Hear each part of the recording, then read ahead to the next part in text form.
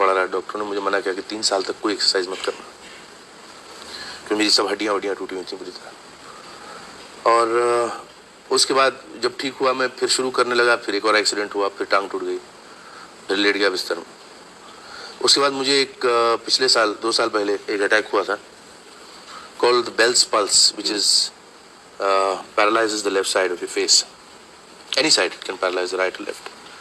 तो मेरा ये हिस्सा मुंह का पैरालाइज हो गया था। तो 2 महीने 2.5 महीने के लिए I was kept on steroids. Oh my God. When you kept on steroids इतने लंबे पीरियड के लिए, sure. और फिर आपको मना कर दिया जाए कि आप कसरत मत कीजिए, कुछ मत कीजिए, तो naturally your weight is bound. चलिए आपकी बात मैं समझ गई। तो ये हिस्ट्री है पूरी उसमें। आपको तकलीफ तो नहीं होती चलने फिरने में वैसे? नहीं, बिल्कुल नहीं। आपके यहाँ से गले से लेके नीचे तक एक बहुत लंबा निशान है, वो क्यों है? मेरा एक्सीडेंट हो गया था। नहीं, मेरा एक्सीडेंट हो गया था।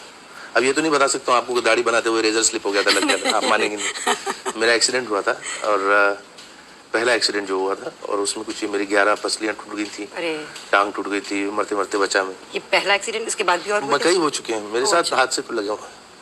वो क्या, वो चुंबक की तरह? हाँ, वो मैं इसी ये क्यों नहीं चलती, कुत्तों की घोड़ों की फिल्में चल जाती हैं सब। कुत्ते कोर्ट में आके गवाही देते हैं, फिल्म चल जाती है। सांप उठ के ट्रांजिस्टर छुपा देता है, वो कुत्ता वीडियो कैमरा छुपा देता है, वो फिल्में चल जाती है। क्या इसके पीछे ये कारण है कि जो लोग देखने वाले हैं वो डिटरमिन करते हैं कि कौन सी फिल्में चलेंगी, कौन सी नहीं चलेंगी? पता नहीं, बड़ी अजीब सी बात है, लेकिन कभी कभी लोग कहते हैं साहब फिल्म और कहानी उसी वक्त अप्रिशिएट होती है जब लोग उससे आइडेंटिफाई करते हैं। हाँ। तब इससे तो यही एनालिसिस बनता है कि साहब क्या आदमियों से कम अपने आप को आइडेंटिफाई करते हैं, जानवरों से ज्यादा करते हैं लोग। एनालिसिस तो यही बनता है उससे। देखने से तो यूं ही लगता है। अगर देखा जाए हमारी जो फिल्में हैं उनमें कहानी पे ज़्यादा जोर नहीं दिया जाता, वो ही पुराने ढर्रे की कहानी, वही मसाला फिल्म, वही लड़की का मिलना जुलना, वो विलन आ गया, मार कुटाई हुई, बहुत हंगामा होता है फिल्मों में।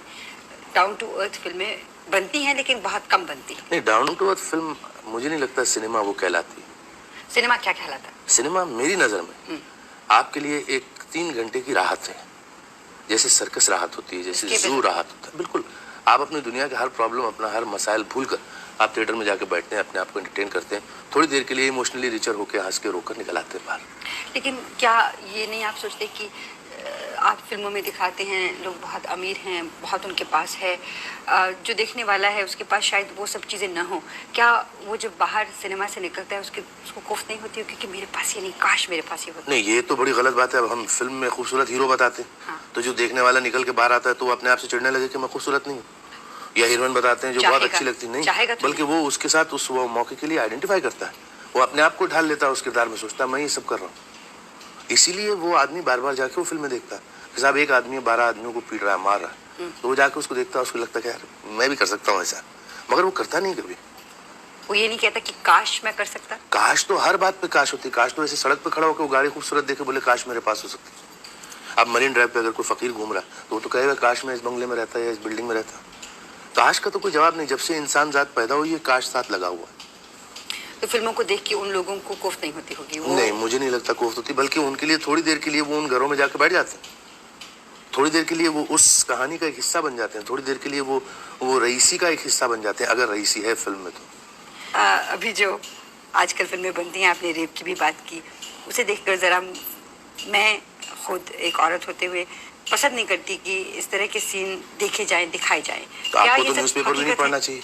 क्या ये हकीकत? आपको न्यूज़पेपर भी नहीं पढ़ना चाहिए, आपको समाज सेवा के सेंटर्स में भी नहीं जाना चाहिए, क्योंकि ये हकीकत क्योंकि आप जाते हैं। हमको देखिए हमारा प्रॉब्लम क्या है, एक जमाने में लिटरेचर जो था वो लिखा जाता था एनवायरनमेंट, कल्चर, उस वक्त की जरूरियात को देखकर, उस वक्त के माहौल को देखकर वो रिफ्लेक्ट करता था। सिमिलरली आज सिनेमा हमारे यहाँ जो बनती है वो आजकल के माहौल का रिफ्लेक्शन है। It is not the image, it is not the subject, it is not the matter, it is merely an image. जो होता है उसको हमारी फिल्में रिफ्लेक्ट करती हैं। ये सब चीजें हम लोग देखकर पढ़ के पेपरों में उस पर प्लॉट बनाते हैं लोग। So we are living in a very sick society. We are not living in a sick society. The whole world is going through practically a very sick period. It is not only Indian cinema. It is the whole world that is going through a crisis. क्या मैं अगर ये कहूँ कि अगर इन फिल्मों में ये सारे सीन न दिखाए जाएं, तो ये तो नहीं है कि वो बंद हो जाएंगे होने? बिल्कुल नहीं बंद होंगे। क्या कम होंगे? अगर आप ना दिखाएं कम नहीं हो सकते, सवाल ही नहीं पैदा, तो क्योंकि इंसानी कमजोरी को तो आप कम नहीं कर सकते। भारत में